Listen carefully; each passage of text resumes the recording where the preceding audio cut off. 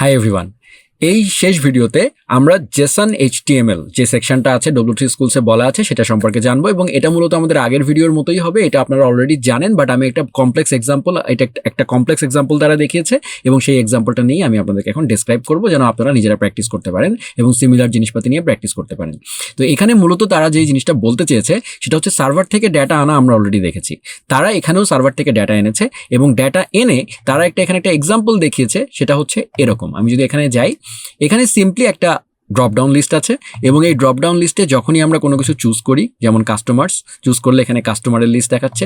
আমি যখন products choose করছি তখন প্রোডাক্ট লিস্ট হচ্ছে। একটুখানি সময় লাগছে না, কারণ হচ্ছে এটা সার্ভার থেকে এপিআই কল করে নিয়ে আসছে। সো সেই এপিআইটা তারা W3 স্কুলস এই যে জেসন ডেমো HTML table.php এটা হচ্ছে তাদের ইউআরএল।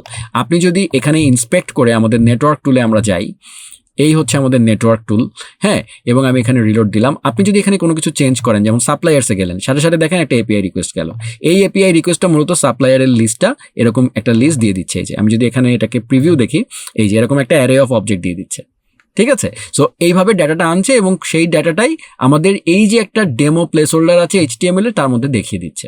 তো সেই জিনিসটাই এখানে আসলে এক্সপ্লেইন করে মানে আমি আপনাদেরকে দেখাচ্ছি, কিন্তু তারা অ্যাজাক্স দিয়ে দেখিয়েছে XML HTTP রিকোয়েস্ট, আমি আপনাদেরকে সিম্পল ফেচ এপিআই দিয়ে দেখাবো। তো সেই জন্য আমি যেটা করছি ব্যাখ্যা করার জন্য আমি এটা কপি করলাম, কপি করে আমি এখানে চলে আসলাম এবং আমি এখানে এটা পেস্ট করে দিলাম। এবং অ্যাজ ইউজুয়াল আমি যেই কাজটা করব, আমার এই স্ক্রিপ্ট ট্যাগ এত বড় জিনিস এটা আমরা এখানে না রেখে আমরা যেটা করব, এই স্ক্রিপ্টটাকে আমরা আউটসোর্স করে দিব যেন আমাদের HTML ফাইলটা লিন থাকে। সো তারপরে আমি এখানে স্ক্রিপ্টে গেলাম, স্ক্রিপ্ট সোর্স আমার ইয়েটা হচ্ছে script.js, রাইট, এবং এই স্ক্রিপ্ট ফাংশনটা আমি এখানে পেস্ট করে রেখে দিলাম। আচ্ছা, সে যে কাজটা করছে দেখেন, আমার যেহেতু এখানে আমি যখনই কোনো একটা অপশন চুজ করছি তখনই আমার আসলে রিকোয়েস্টটা যেতে হবে সার্ভারে। তার মানে এই জন্য এখানে এটার অন চেঞ্জ হ্যান্ডেলার লিসেন করতে হবে আমাকে এই সিলেক্ট অপশনের। সো যখন এটার অন চেঞ্জ হবে তখনই আমি আসলে চেঞ্জ মাই সিলেক্ট নামে ওর একটা ফাংশন কল করে দিয়েছে এবং তার মধ্যে দিস ডট ভ্যালু, আমরা এটা অলরেডি জানি যে এই দিস মানে কি, এই সিলেক্ট আইটেমটা আর কি। এখানে দিস মানে হচ্ছে এই HTML ডম এলিমেন্টটা আর কি, সিলেক্ট। সো এইটার যে ভ্যালুটা, এটার মানে কারেন্ট যে ভ্যালুটা, সেই জিনিসটা পাস করে দিবে। সো যখন কেউ কাস্টমার চুজ করবে তখন এই ভ্যালুটা যাবে, যখন কেউ প্রোডাক্টস চুজ করবে তখন এই ভ্যালুটা যাবে, এরকম আর কি। সো চেঞ্জ মাই সিলেক্ট এই ফাংশনটা আসলে কল হবে। সেই চেঞ্জ মাই সিলেক্ট ফাংশনটা আমাদের কোথায় লেখা আছে, এখানে লেখা আছে, ঠিক আছে। সো এই চেঞ্জ মাই সিলেক্ট আলটিমেটলি ভ্যালুটা পাবে প্যারামিটার আকারে। এরপরে আমার কাজ হচ্ছে এখানে রিকোয়েস্ট পাঠানো। ওরা যেটা করেছে, ওরা HTML এই যে XML HTTP দিয়ে করেছে, ঠিক আছে। আমরা এটা XML HTTP দিয়ে করব না, আমরা এটা দেখা যাক, চলেন ফেচ এপিআই দিয়ে করব। সো তাহলে এখানে চলে আসি, ওরা যেটা বলতে চাচ্ছে দেখেন, এপিআইটা তো আমরা বানাই নাই, এপিআইটা ওরা বানিয়েছে। সো সেটাই আমরা একটু দেখি যে ওদের যে এপিআইটা কি কি পাঠাচ্ছে। সে আসলে আমরা দেখতে পাচ্ছি যে যখন সে পাঠাচ্ছে, যে দেখেন ফাইনালি XML HTTP.send, সে আসলে x = একটা জেসন পাঠাচ্ছে। দেখেন ডিবি প্যারাম, এই ডিবি প্যারামটা হচ্ছে একটা json.stringify একটা সিম্পল অবজেক্ট, যেখানে টেবিল হচ্ছে সেল মানে যে ভ্যালুটা সেটা, এবং লিমিট হচ্ছে 20, এরকম একটা জিনিস তাকে আসলে আমাকে পাঠাতে হবে, ঠিক আছে। এটা কিন্তু একটা জাভাস্ক্রিপ্ট অবজেক্ট, সে এটাকে স্ট্রিংইফাই করে স্ট্রিং বানিয়ে নিয়েছে। কারণ আমি যখন আলটিমেটলি অ্যাজাক্স রিকোয়েস্ট পাঠাবো তখন কিন্তু আমাকে স্ট্রিং জেসন পাঠাতে হবে। সো দ্যাটস ওয়াই সে কিন্তু সেই কাজটাই করেছে। আর সো আমার উদ্দেশ্য সিম্পল, আমাকে x = একটা এরকম জেসন স্ট্রিং, এরকম একটা জিনিস আসলে পোস্ট রিকোয়েস্টে পাঠাতে হবে। এবং ফেচ এপিআইটা কিন্তু গেট না, এটা হচ্ছে একটা পোস্ট রিকোয়েস্ট। সো আমরা পোস্ট রিকোয়েস্ট সম্পর্কে এখনো দেখাই নাই আপনাকে, বাট আমি ছোট্ট করে একটা ওভারভিউ দিয়ে দিব যেন আপনারা ফেচ এপিআই কিভাবে ডেটা পোস্ট করতে হয় সার্ভারে সেই জিনিসটা দেখতে পারেন আর কি। সো এটাই সে করেছে। করার পরে সে আলটিমেটলি যে ডাটাটা পেয়েছে সেটা হচ্ছে সেই যে মাই অবজেক্টের মধ্যে পেয়েছে, যে রেসপন্স টেক্সট, এটাকে সে অবজেক্ট বানিয়ে নিয়ে তারপরে টেবিলটা বানিয়েছে। এই হচ্ছে কাজ। তো চলুন সেই জিনিসটাই আমরা দেখি। আমরা এখানে এই জিনিসটা লেখা থাকলো আমার, এটা আমি একটা কাজ করি, এভাবে রেখে দিই, কমেন্ট করে রেখে দিই, এটা আমাকে পাঠাতে হবে। সো আমার প্রথম কাজ কি, যখনই চেঞ্জ মাই সিলেক্ট কল হবে, ডেফিনেটলি আমি যেহেতু অ্যাসিং ক্যারেট ব্যবহার করব, তাহলে আমাকে এখানে অ্যাসিং ফাংশন লিখে নিচ্ছি আমি, ঠিক আছে। এবং আমার কাজ হচ্ছে একটা এপিআই রিকোয়েস্ট করা। সো কনস্ট্যান্ট আমার এখানে, আমি এর আগে যেহেতু আপনাদেরকে দেখিয়েছি, সো await fetch এবং ফেচ এপিআই এর মধ্যে আমরা এখানে ইউআরএলটা দিব, আমার এপিআই ইউআরএলটা কি সেটা আমরা দিব, রাইট? সো এপিআই ইউআরএলটা হচ্ছে এই যে দেখেন Jason demo HTML table dot PHP. এখন দেখেন ও যেহেতু ওর নিজের সার্ভারই আছে যার কারণে ওকে ফুল ইউআরএল দিতে হয়নি, কিন্তু আমি তো আসলে লোকাল হোস্ট থেকে করতে চাচ্ছি, দ্যাটস ওয়াই আমাকে ফুল ইউআরএল দিতে হবে, রাইট? সো আমি তাহলে এখানে এটা দিলাম এবং ওর ফুল ইউআরএলটা আমি কোথায় পাবো আমি দেখি, যদি ওর কোনো রেস্ট্রিকশন দেওয়া না থাকে যে আমি রিকোয়েস্ট করতে পারবো না, তা না হলে আমি এটা ব্যবহার করতে পারবো। সো আমি এখানে গেলাম, নেটওয়ার্কে গেলাম এবং আমি কোনো একটা কিছু চেঞ্জ করলাম, ধরেন এই করে, এই হচ্ছে আমার এপিআই রিকোয়েস্ট। হেডারে গিয়ে আমি এটার ফুল ইউআরএলটা পাবো, এই দেখেন এটা হচ্ছে এটার ফুল ইউআরএল, এই যে এটা হচ্ছে ফুল ইউআরএলটা। সো এই ফুল ইউআরএলটা আমি কপি করে নিলাম এবং আমি আলটিমেটলি এইখানে এইটা দিয়ে ফেচ করব, কিন্তু আমাকে পোস্ট রিকোয়েস্ট পাঠাতে হবে। আমরা এতদিন পর্যন্ত যা দেখেছি ফেচে শুধু গেট মেথডে রিকোয়েস্ট পাঠানো দেখেছি, কিন্তু আমরা এখন এখানে পোস্ট করতে চাচ্ছি, সাথে আমার কিছু ডেটা থাকবে। যেহেতু এখানে পোস্ট রিকোয়েস্ট করতে হবে তাহলে এখানে আমাদেরকে একটা সেকেন্ড প্যারামিটার ব্যবহার করতে হবে যেখানে আমরা পোস্ট রিকোয়েস্ট করব। আপনাদেরকে আমি সিম্পলি গুগল করে বের করার একটা ওয়ে শিখিয়ে দিই যে ফেচ, আপনারা যদি দেখতে চান যে ফেচ এপিআই আসলে কিভাবে কাজ করে, ফেচ পোস্ট এক্সাম্পল, আপনি যদি এটা দিয়ে সার্চ দেন ফেচ পোস্ট এক্সাম্পল, এখানে আপনি এমডিএন এর ডকে চলে যাবেন এবং এখানে দেখেন একটা পোস্ট রিকোয়েস্টের এক্সাম্পল দেওয়া আছে, এই দেখেন, এই দেখেন, ঠিক আছে? কিছুই না ভাইয়া, প্রথম প্যারামিটারে ইউআরএল, সেকেন্ড একটা প্যারামিটার আছে যেখানে আপনি কিছু অপশন দিতে পারেন, যে এই ফেচ সম্পর্কে, এই রিকোয়েস্ট সম্পর্কে আপনি কিছু অপশন দিবেন। এগুলো যদিও অ্যাডভান্স, বাট আপনাদেরকে একটু বেসিক ওয়েতে আমি বুঝিয়ে দিচ্ছি যেন আপনি অ্যাটলিস্ট করে দেখতে পারেন। সো এখানে আপনি কিছু অপশনস দিতে পারেন, আসলে এই হচ্ছে কথা। এখানে বাই ডিফল্ট আপনি যদি কোনো অপশন না দেন তাহলে এটা হচ্ছে একটা গেট মেথডে রিকোয়েস্ট যাবে, মানে জাস্ট সার্ভারে একটা রিকোয়েস্ট করবে গেট মেথডে। কিন্তু আপনি যদি সার্ভারে কোনো একটা ডেটা পাঠাতে চান তাহলে আপনাকে পোস্ট বা পুট এই ধরনের মেথড ব্যবহার করতে হবে। তাহলে এখানে এম লিখলেই দেখেন যে মেথড সাজেশন দিচ্ছে, দিলে আপনি এখানে দিবেন আসলে পোস্ট, ঠিক আছে? এখন আপনি যদি এদের এই এক্সাম্পলটাতে যাই, আমি দেখি রিকোয়েস্টের সাথে আর কি কি ওরা পাঠিয়েছিল, কারণ ওদের সার্ভারে রিকোয়েস্ট পাঠানোর জন্য কি কি লাগবে সেটা ওরা জানে। সেখানে দেখা যাচ্ছে একটা রিকোয়েস্ট হেডার পাঠাতে হবে কন্টেন্ট টাইপ নামে, ঠিক আছে? সো এখানে ফেচের মধ্যে আপনি হেডার সেকশনের মধ্যে, যে হেডার্স, এই সেকশনের মধ্যে আপনি চাইলে এখানে সম্ভবত কন্টেন্ট টাইপ এই টাইপের কিছু একটা থাকার কথা। আচ্ছা, সো এখানে আসলে এরকম আছে কন্টেন্ট টাইপ, মানে এইখানে যে জিনিসটা পাঠিয়েছিলাম এক্সএমএল এইচটিটিপিতে, এই যে এই জিনিসটাই কপি করি আমি, এই কন্টেন্ট টাইপ এটা আমাকে পাঠানো লাগবে। সো কন্টেন্ট টাইপ কি পাঠিয়েছিল তারা, সেই জিনিসটা আমিও এখানে পাঠিয়ে দিই, এই জিনিসটা পাঠিয়েছিল, ঠিক আছে? এই এখন আপনারা প্রশ্ন করতে পারেন এই জিনিসটা আসলে কি। আমরা জানি যে রিকোয়েস্টে যখন আমরা নেটওয়ার্ক টুলে গিয়েছিলাম তখন সেখানে দেখেছিলাম রিকোয়েস্ট হেডার আছে, রেসপন্স হেডার আছে। রিকোয়েস্ট হেডার এবং রেসপন্স হেডার আর কিছুই না, যখন একটা রিকোয়েস্ট যায় তখন রিকোয়েস্টের সাথে কিছু মেটা ভ্যালু, কিছু অ্যাডিশনাল ইনফরমেশন দিয়ে দিতে, মানে চাইলে আমরা দিয়ে দিতে পারি, এনিথিং দিয়ে দিতে পারেন। কিছু আছে স্ট্যান্ডার্ড, কিছু আছে হচ্ছে আপনার নিজস্ব কাস্টমও হতে পারে। সো কন্টেন্ট টাইপ হচ্ছে এমন একটা হেডার যেটা যখন আমরা দেব তখন সার্ভারে যখন যাবে, সার্ভার তখন বুঝতে পারবে যে সে আসলে কোন ফরম্যাটে আমাকে ডাটাটা দিতে চাচ্ছে, ঠিক আছে? সো এখন এইটুকু বুঝলেই আপনাদের হবে যে কন্টেন্ট টাইপটা এখানে যেটা বলেছে তার মানে ওই সার্ভার, হ্যাঁ ওই সার্ভার চাইলে বলে রাখতে পারে যে আমি শুধুমাত্র এই কন্টেন্ট টাইপই অ্যাকসেপ্ট করব আর বাকি কিছু করব না। ওই সার্ভার শুধুমাত্র এই মাইম টাইপের কন্টেন্ট টাইপই মানে অ্যাকসেপ্ট করে, application XWW form URL encoded. হ্যাঁ, এগুলো আপনার এখন অত ডিটেল জানার দরকার নাই, বাট আপনারা এইটুকু জানবেন যে এই জিনিসটা হচ্ছে এখানে চাইলে অ্যাপ্লিকেশন জেসনও হতে পারে। হ্যাঁ, এরকম বেশ কিছু মাইম টাইপ আছে, হ্যাঁ, যেমন application Jason, application JPG, application text, এরকম অনেক কিছু হতে পারে, কিন্তু অ্যাপ্লিকেশন টেক্সট HTML এরকম অনেক কিছু আপনারা দেখেন না। এখানে হচ্ছে যে সে আসলে কোন কন্টেন্ট টাইপটা রিসিভ করবে আর কি।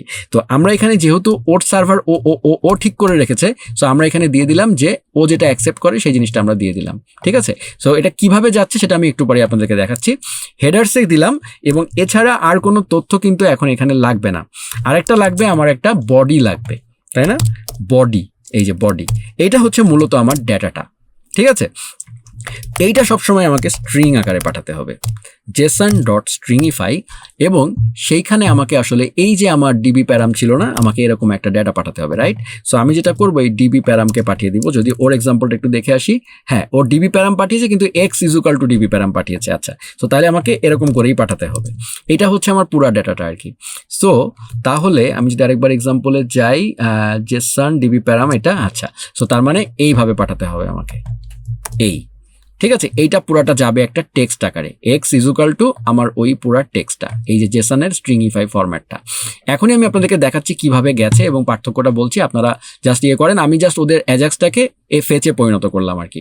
সো এখন আমরা দেখি যে যদি আমরা এখানে যাই, আমাদের আউটপুটে যাই, আমরা আউটপুটটা কোথায় আমাদের এখানে, সো এখানে যদি আমি যাই সো এখানে একটা এরর দিচ্ছে script.js এর 8 নাম্বার লাইনে।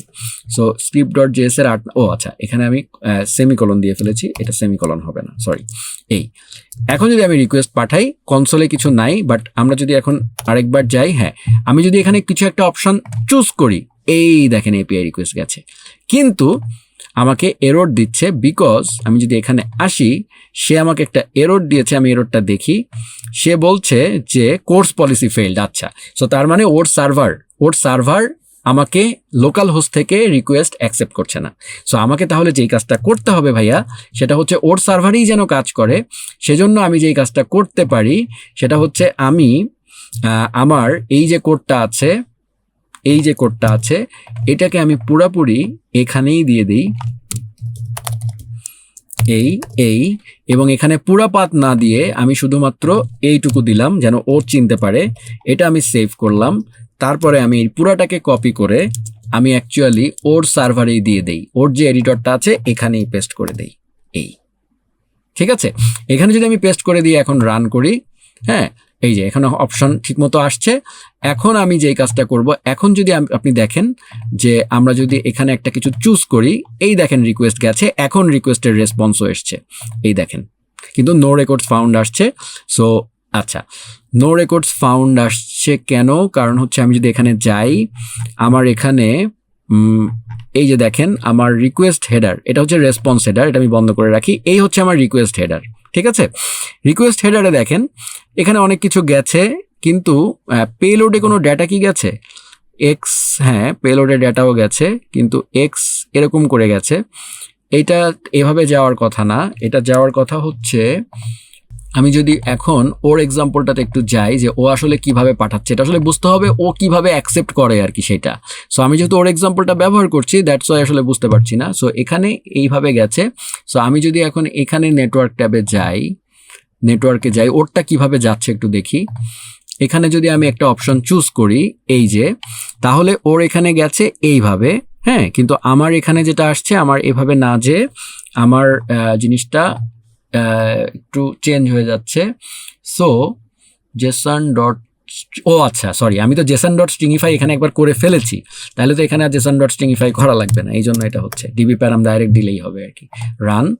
সো এখন যদি আমি এখানে যাই এবং আমি যদি এখানে কাস্টমার্সে যাই, এই দেখেন এখন আসছে, এবং এখানে সম্ভবত প্রিভিউতে এই দেখেন কাস্টমার ডাটাও চলে আসছে।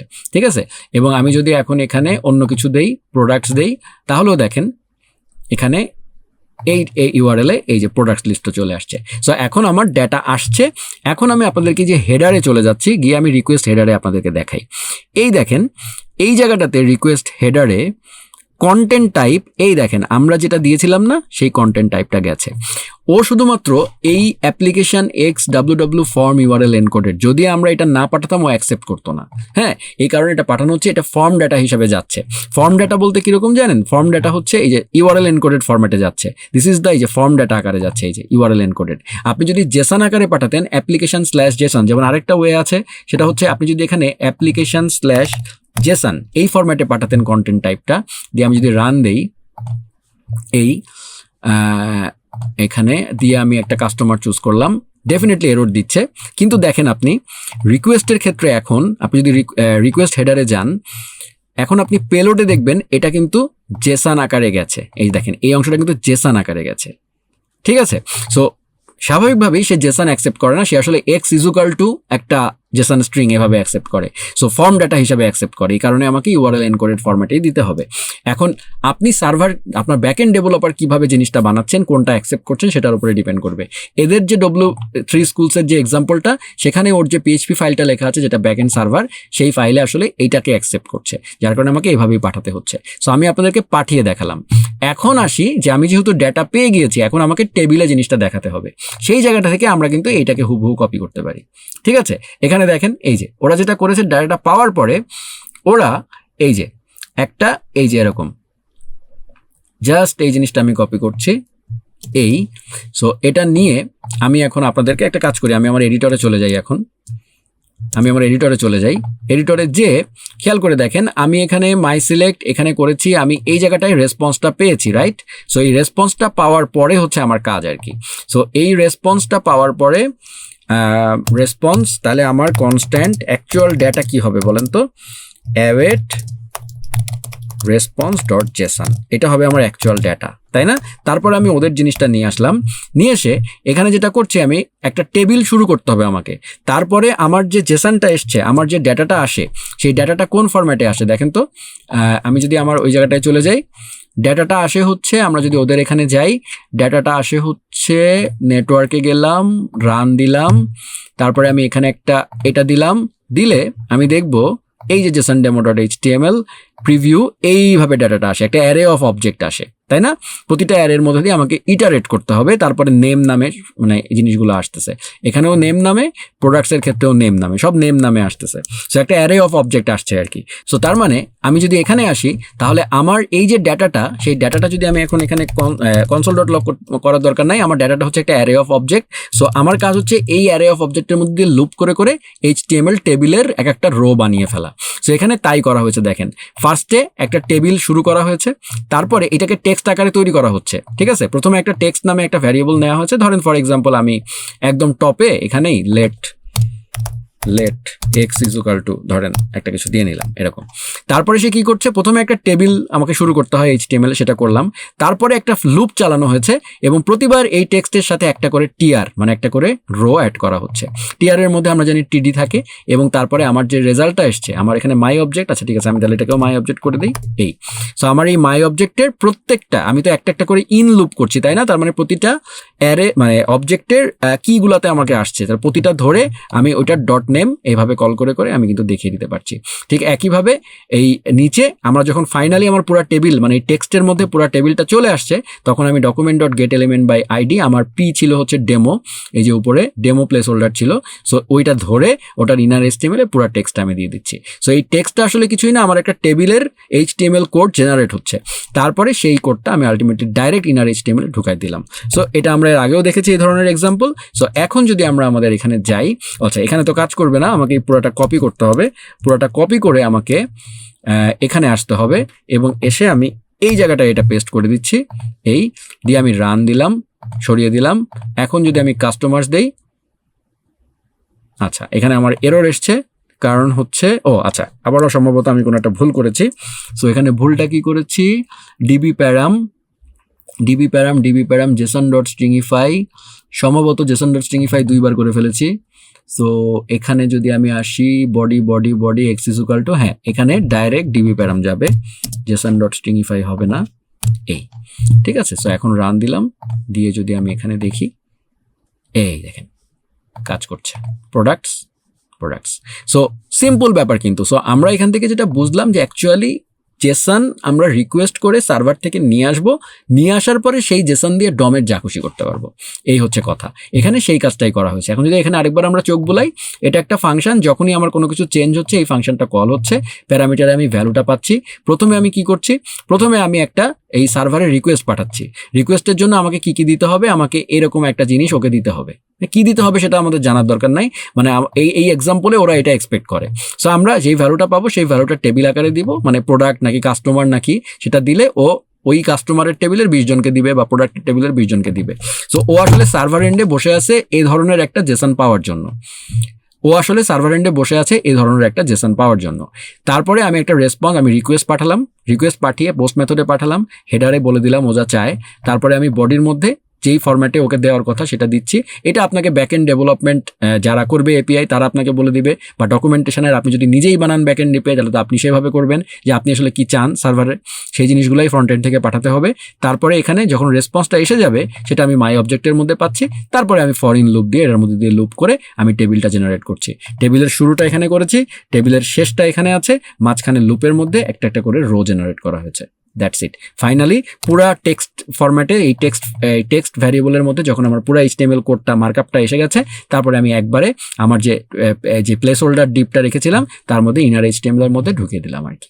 সো এইভাবে আমি জেসন থেকে ডেটা এনে আমি কিন্তু জাস্ট আমার ব্রাউজারে পুরো জিনিসটা আপডেট করে দিচ্ছি আর কি। ঠিক আছে? সো আশা করি এই পুরা যে ভিডিওগুলো আপনারা দেখলেন জেসন নিয়ে আপনাদের একটা যথেষ্ট স্ট্রং ধারণা হয়ে যাওয়ার কথা, ফাউন্ডেশন বেসিকটা ক্লিয়ার হয়ে যাওয়ার কথা জেসনের। এরপরে তো স্বাভাবিকভাবে আপনারা এরপরে যখন আরও শিখবেন, আরও রিয়েল লাইফ প্রজেক্টস করবেন, তখন আপনারা আস্তে আস্তে আরও এই জিনিসগুলো বুঝতে পারবেন। তো আশা করি এই সিরিজটা আপনাদের ভালো লেগেছে এবং জেসন সম্পর্কে আপনাদের একটা সলিড ফাউন্ডেশন তৈরি হচ্ছে। দেখা হবে পরের কোনো ভিডিওতে। ধন্যবাদ সবাইকে।